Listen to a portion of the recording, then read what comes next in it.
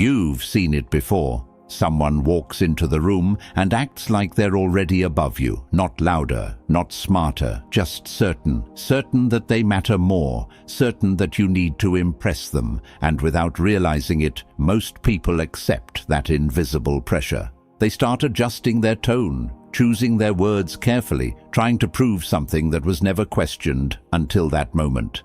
That's where they lose. Not in the conversation, but in the frame. Because the second you feel the need to prove your worth to someone, you've already placed them above you in your own mind. And that's the real game.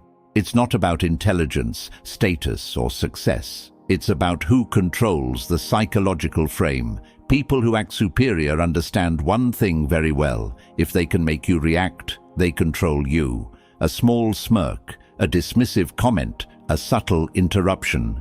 These are not random behaviors. They are signals, tests. They are watching to see if you'll try to defend yourself, explain yourself, or seek their approval. And most people do exactly that. They talk more than necessary. They over-explain simple things. They try to appear confident instead of being composed. And every extra word, every emotional reaction feeds the illusion that the other person is above them.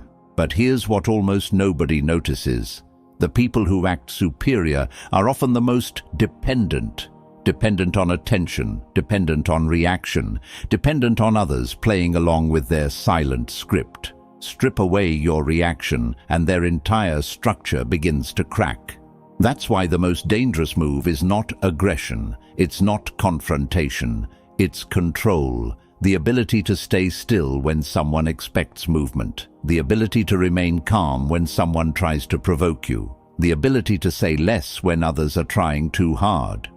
Because in that stillness, something shifts. The dynamic changes. The person who was trying to dominate now has nothing to push against. No resistance, no emotion, no confirmation. And suddenly, they're exposed. This is where you stop being predictable. This is where you stop being easy to read. This is where you stop playing the role they expected you to play. And once that happens, you don't just avoid being controlled. You become the one controlling the entire interaction without saying a word.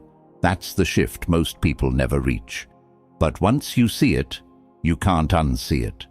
Before we move forward, I want you to drop this affirmation in the comments.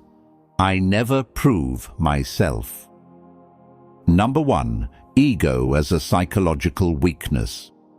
Ego doesn't come from strength. It comes from instability that learned how to wear confidence like a mask. The people who walk around acting superior are not grounded in certainty. They are addicted to comparison. They measure themselves constantly, scanning every room for someone to stand above. And when they find you, they don't attack directly. They apply pressure in subtle ways, a dismissive tone, a slight smirk, a calculated interruption. It's not random behavior, it's positioning. They are trying to place themselves higher in the invisible hierarchy that exists in every interaction. But here's the flaw in their strategy. Ego cannot survive on its own. It needs fuel. It needs acknowledgement. It needs you to feel something. The moment you react, whether through irritation, defensiveness, or even overconfidence, you give them exactly what they are looking for. You confirm that their presence has influence over you. And influence, even in small amounts, becomes leverage. This is why ego-driven individuals are constantly provoking. Not because they are powerful, but because they are dependent. They rely on your emotional response to maintain their illusion. Without it, they have nothing to stand on. Niccolò Machiavelli once pointed toward this dynamic in his own way. Men are driven more by appearances than by reality. And ego is the perfect example of that. It creates an appearance of dominance while hiding a need for validation underneath. When you understand this, you stop seeing arrogance as strength. You start seeing it as exposure. Every condescending remark reveals insecurity. Every attempt to belittle someone else exposes a need to feel elevated. Every forced display of confidence shows a fear of being ignored. These are not signs of control, they are signals of weakness, but only to the person who knows how to read them. Most people miss this completely. They take ego at face value. They assume the person acting superior must actually be superior, so they adjust. They become more agreeable, more reactive, more eager to prove themselves. And in doing so, they feed the very behavior that put them beneath in the first place. But you're not going to play that role anymore. You're going to do something different. You're going to remove the fuel. No reaction, no visible irritation, no attempt to correct their perception. You let their behavior exist without resistance. And when that happens, something uncomfortable begins to unfold for them. The absence of reaction creates silence, and in that silence, their ego has nothing to attach to. No confirmation, no control, no structure. It forces them into uncertainty, and uncertainty is where ego collapses. Because without your response, they can't measure themselves against you. They can't feel superior if you're not participating in the comparison. That's the shift. You stop being a participant and become an observer. You don't engage in their need for dominance. You don't challenge it directly either. You simply don't acknowledge it. And that's what makes it disappear. Quietly, completely. Drop this affirmation in the comments. I don't feed ego. Number 2, the trap of reacting. The moment you feel the urge to respond, pause, because that urge is not random. It was triggered, and once it's triggered, the situation is no longer neutral. It's controlled. People who position themselves above others understand this better than most. They don't need to overpower you physically or intellectually. They just need to move you emotionally. A slight jab, a subtle doubt, a carefully placed comment that questions your competence without saying it directly. And suddenly you feel it, the need to speak, to correct, to defend, to prove. That moment right there is the trap, because the second you step into explanation mode, you abandon control. You start playing on their terms. And their terms are built for one outcome, you chasing validation while they maintain the upper position. It doesn't matter how intelligent your response is. It doesn't matter how logical your explanation sounds. The act of responding itself lowers your position in the dynamic. Why? Because you are now seeking to be understood by someone who never intended to understand you. You are trying to gain approval from someone who benefits from withholding it. And emotional provocation is one of the oldest forms of deception. It convinces you that speaking will restore your position, when in reality, it quietly weakens it. Most people don't see this happening. They think silence means losing. They think not defending themselves looks like weakness. So they rush to explain every misunderstanding, justify every decision, and correct every false assumption. But what they fail to realize is this. People who already decided your position will not change it because of your words. In fact, your effort only reinforces their control. It shows them exactly how to move you again. The more you explain, the more predictable you become. And predictability is easy to manipulate. Now contrast that with someone who doesn't react. Someone who hears the same comment, feels the same pressure, but chooses stillness instead of response. No correction, no defense, no visible shift in emotion, just presence. That kind of response, or lack of it, creates something powerful. It introduces uncertainty, and uncertainty breaks patterns. The person who tried to provoke you now has no feedback to work with. No signal, no confirmation. Their strategy loses direction. And when someone loses direction, they lose control. This is where the real shift happens. You stop trying to be understood. You stop trying to win arguments that were never meant to be fair. You realize that not every statement deserves a response, and not every challenge deserves your attention. You choose restraint, not because you're incapable of responding, but because you understand the cost of unnecessary reaction. You begin to see that silence is not empty. It carries weight. It communicates stability. It shows that you are not easily moved, not easily influenced, not easily drawn into someone else's frame. And that alone changes how people approach you. They become more careful, more measured, because they know you won't give them what they expect. You don't chase approval. You don't explain your value. You don't react to every push. And that makes you difficult to control. Now, I want you to drop this affirmation in the comments. I don't react. Number 3, performer versus strategist dynamic. Most people reveal themselves without realizing it, not through what they say, but through how often they feel the need to say something. Watch closely in any environment. There's always a pattern. One type of person fills space constantly. They speak quickly, jump into conversations, add opinions even when unnecessary. They react in real time, trying to stay visible, trying to stay relevant. That's the performer. Their focus is not control, it's presence. They need to be seen, heard, acknowledged. Every word they release is an attempt to secure a position in the moment. But here's the hidden cost. The more they express, the more they expose. Their thoughts, their emotions, their intentions, all laid out in plain sight. And once everything is visible, it becomes easy to read, easy to anticipate, easy to influence. Now contrast that with a different type of person. Someone who doesn't rush to speak. Someone who listens longer than others are comfortable with. Someone who doesn't react instantly, doesn't interrupt, doesn't compete for attention. That's the strategist. Their focus is not visibility. It's understanding.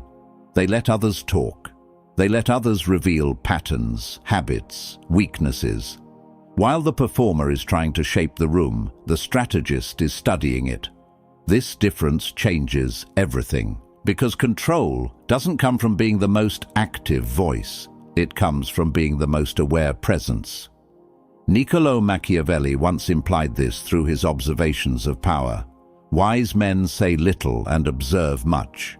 That principle is not about silence for the sake of silence. It's about precision. The strategist speaks when it matters, not when it's comfortable, and because they speak less, every word carries more weight. People listen more closely. They assign more value, not because the words are louder, but because they are rare. The performer, on the other hand, loses this advantage. When someone talks constantly, their words become background noise, predictable, expected. And once someone becomes predictable, they can be guided without even realizing it. Their reactions can be triggered. Their behavior can be shaped. All it takes is the right stimulus at the right time. This is why emotional reactions are so dangerous in social dynamics. The performer reacts instantly, laughs when others laugh, defends when challenged, agrees when pressured. Every reaction is immediate, visible, and easy to track. But the strategist delays. They create space between stimulus and response. And in that space, they gain control. They choose how to respond instead of being pushed into reaction. That delay alone makes them harder to read, harder to predict, harder to manipulate. Over time, this creates a shift in perception. People begin to notice something different. The strategist doesn't chase attention, yet attention moves toward them. They don't compete for dominance, yet their presence feels stronger. Because they are not performing. They are positioning. They understand that every unnecessary word is a leak of information. Every uncontrolled reaction is a loss of leverage. So they conserve both. They observe patterns others miss. They detect tension others ignore. And when they finally act, it's not impulsive. It's calculated. That's the real difference. One is trying to be seen. The other is quietly taking control of the entire dynamic. Drop this affirmation in the comments. I observe more. Number 4. Strategic silence and emotional detachment. Most people think power comes from pushing back, from answering every challenge, from proving they cannot be disrespected. But that mindset keeps them trapped in a constant cycle of reaction. They believe they're standing strong, when in reality, they are being moved again and again by external pressure. Every time someone provokes them and they respond, they give away something valuable, control over their own state. And once your state is controlled, your decisions follow. That's how subtle dominance works, not by force, but by influence. This is why strategic silence is not passive. It is deliberate. It is chosen. It is a refusal to engage on terms that are designed to pull you down. When someone tries to challenge you emotionally, they expect resistance. They expect a shift in your tone, your posture, your expression. They are waiting for signs that they have affected you. But when none of that appears, the entire interaction changes direction. There is no friction, no escalation, no confirmation, just stillness. And that stillness creates pressure on them instead. Because now they are the only one moving. They are the only one exposing themselves. And the more they try, the more obvious their intent becomes. Niccolò Machiavelli captured this kind of control in a different form when he suggested that true strength lies in restraint rather than display. Not everything requires an answer, not every moment deserves engagement, and not every person is worth your energy. Emotional detachment is what makes this possible. It's not about suppressing feelings or pretending nothing affects you. It's about refusing to let those feelings dictate your behavior in real time. You feel the moment, but you don't act on it impulsively. You separate sensation from action. That separation is where control lives. Most people never develop this. They move as they feel. If something irritates them, they show it immediately. If something challenges them, they respond instantly. Their internal state becomes visible without effort, and that visibility makes them easy to handle. But when you detach, you remove that visibility. You become harder to read, harder to influence, harder to destabilize. People begin to notice something unusual. Their usual tactics don't work on you. The same comments that trigger others don't move you. The same pressure that forces reactions from others has no effect. And that creates confusion, because when someone cannot predict your behavior, they lose their ability to guide it. Strategic silence combined with emotional detachment creates a different kind of presence. You are there, but not easily accessible. Engaged, but not reactive. Aware, but not affected. This doesn't make you distant, it makes you controlled. You choose when to speak. You choose when to respond. You choose when to act. Nothing is pulled out of you without your decision. Over time, this builds something powerful. People begin to hesitate before approaching you a certain way. They become more careful with their tone, their words, their behavior. Not because you demanded respect, but because your control made disrespect ineffective. That's the shift. You don't fight ego with ego. You don't match energy with energy. You remove yourself from the pattern entirely. And in doing so, you take control without ever needing to show it. I want you to drop this affirmation in the comments. I stay unshaken. Number 5. Information gathering and leverage. While most people are busy reacting, talking, and trying to hold their position, something else is happening quietly in the background. Patterns are forming, signals are being revealed, weak points are showing themselves, but only to the person who is paying attention. This is where real advantage is built, not through force, not through confrontation, but through observation. When someone believes they are above you, they become careless. They assume you are not a threat, which lowers their guard. And when the guard drops, the truth starts leaking out. Their tone changes depending on who they speak to. Their confidence rises and falls based on validation. Their behavior shifts when they feel ignored. These are not random inconsistencies, they are indicators. Every small reaction, every shift in expression, every repeated habit tells you something about how they operate. And once you understand how someone operates, you understand how they can be influenced. Niccolò Machiavelli pointed toward this kind of awareness when he emphasized the importance of studying human nature rather than reacting to it. Because people rarely hide who they are for long. They reveal themselves through repetition. Most individuals miss this entirely because they are too focused on being understood instead of understanding others. They are caught in their own reactions, their own thoughts, their own need to respond. But when you step out of that cycle, you gain a different perspective. You begin to notice timing. You see when someone speaks with certainty and when they hesitate. You recognize what triggers their confidence and what disrupts it. You detect what they avoid and what they overcompensate for. These are not surface-level observations, they are leverage points, because every insecurity creates a predictable reaction. Every need creates a pattern, and every pattern can be used. The person who needs recognition will always move toward attention. The person who fears being ignored will overextend to stay visible. The person who depends on appearing superior will react when that image is questioned. Once you see these patterns clearly, you don't need to confront them directly. You simply position yourself in a way that exposes them. You allow situations to unfold where their habits reveal them even more. You don't interrupt. You don't challenge. You let them continue. And the more they continue, the more they expose. This is where patience becomes power.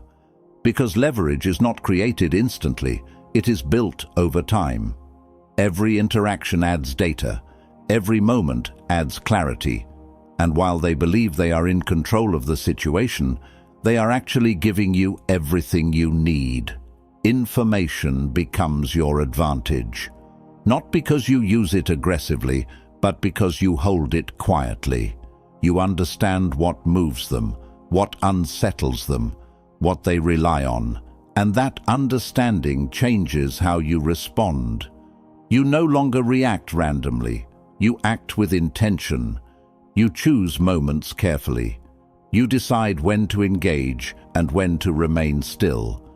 Because now you're not guessing, you're operating with insight.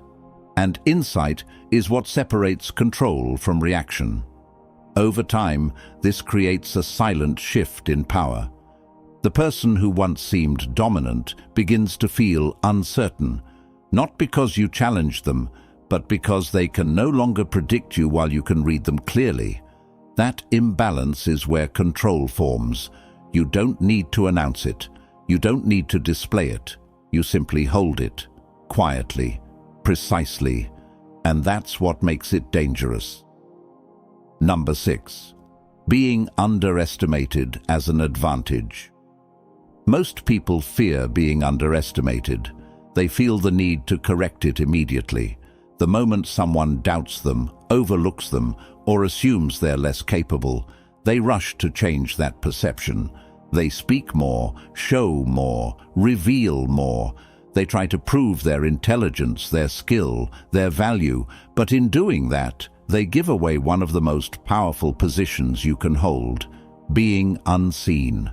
Because when someone underestimates you, they relax. They stop analyzing you. They stop preparing for you. They stop considering you a factor in their decisions. And that creates space. Space to observe. Space to move without resistance. Space to build without interference. This is not a disadvantage. It is a strategic position.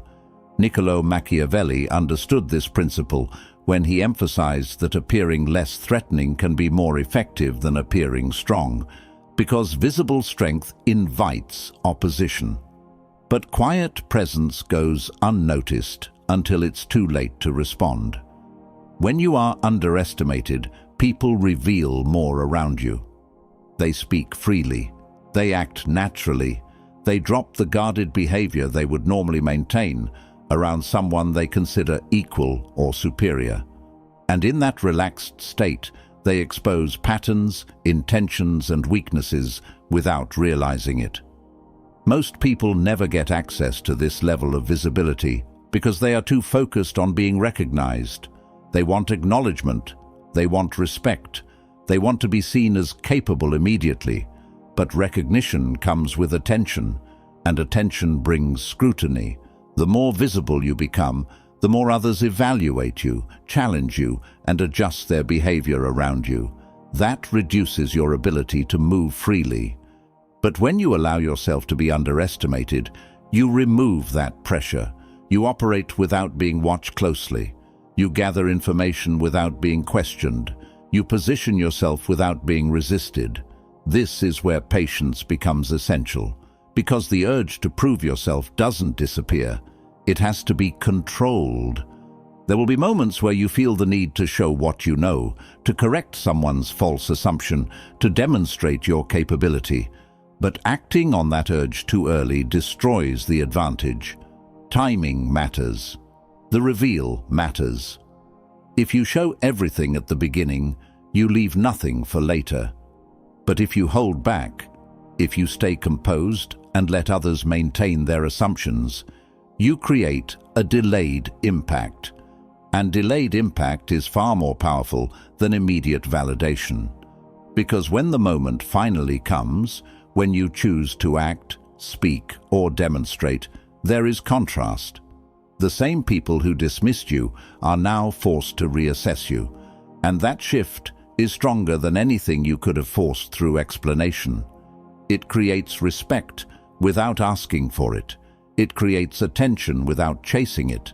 It creates presence without effort. This is how you move strategically, not by constantly displaying your ability, but by controlling when and how it is revealed. You don't need to correct every misconception. You don't need to respond to every doubt. You don't need to prove yourself on demand. You let time do part of the work. You let perception build naturally. And when you finally step forward, it's not to prove something. It's to establish something. Quietly, clearly, effectively. That's the advantage of being underestimated. It gives you room to prepare while others remain unprepared for you. And in any interaction, the one who is prepared always has the edge. Drop this affirmation in the comments. I move unseen. Number 7. Silent dominance and psychological presence. There's a level of control most people never reach, not because it's complicated, but because it requires restraint they don't have. They think dominance is loud. They think it's about asserting, interrupting, correcting, overpowering. But real dominance doesn't need to announce itself. It's felt before it's seen. It changes the atmosphere without effort. When someone carries silent dominance, the room adjusts around them. Conversations shift. Tones soften. Movements become more measured. Not because they demanded it, but because their presence influences the environment naturally. This doesn't come from status or appearance. It comes from internal stability. When you're not easily moved, people notice. When your emotions don't fluctuate with every external push, people feel it. When your behavior remains consistent under pressure, people register it, even if they can't explain why. That consistency builds something powerful. It builds psychological weight. Niccolò Machiavelli suggested that it is better to be respected than merely liked. And silent dominance operates exactly on that principle. It doesn't chase approval. It doesn't seek comfort. It creates an underlying tension that others respond to. You don't need to speak often. You don't need to explain yourself. You don't need to correct every misunderstanding. Your presence does the work for you. But this only happens when your actions, reactions, and expressions are aligned. If you say little but react emotionally, the effect breaks. If you stay quiet but seek validation through subtle behavior, the consistency disappears. Silent dominance requires full control, not partial. Your face doesn't reveal unnecessary signals. Your posture remains composed. Your movements are deliberate, not rushed. Even your silence has intention behind it. It's not hesitation, it's choice. And people can feel that difference. They sense when someone is quiet because they are unsure, and when someone is quiet because they are in control. That distinction is everything. Most individuals try to create dominance through force. They raise their voice, they interrupt, they try to impose themselves on the interaction. But that approach creates resistance. It invites challenge. It turns the situation into a contest. Silent dominance avoids all of that. It doesn't compete, it positions. It doesn't force attention, it attracts it. And once attention is there, it holds it without effort. This is why stillness becomes powerful. Not physical stillness alone, but internal stillness. No unnecessary movement, no restless behavior, no impulsive reactions, just controlled presence. When someone like this enters a situation, others instinctively adjust. They become more aware of their own behavior. They second-guess what they were about to say. They measure their tone more carefully, because they can't read you easily, and what they can't read, they respect, or even fear. Over time, this creates a shift in how people treat you. You no longer need to demand anything. You don't need to prove anything. Your presence sets the tone before you even speak. And when you do speak, it carries weight, because it's not constant. It's selective. It's precise. That's the final level. Not reacting, not explaining, not performing, just being in control of yourself so completely that others feel it without needing confirmation. That's silent dominance. And once you reach that point, people who once tried to position themselves above you will no longer see you the same way. Not because you argued with them, but because you became something they couldn't influence. I want you to drop this affirmation in the comments. I command without words. At this point, you should see it clearly. The game was never about proving yourself. It was never about winning arguments, correcting people, or forcing respect. That approach keeps you trapped in reaction. It keeps you moving based on someone else's behavior. And the moment you move like that, you give away control.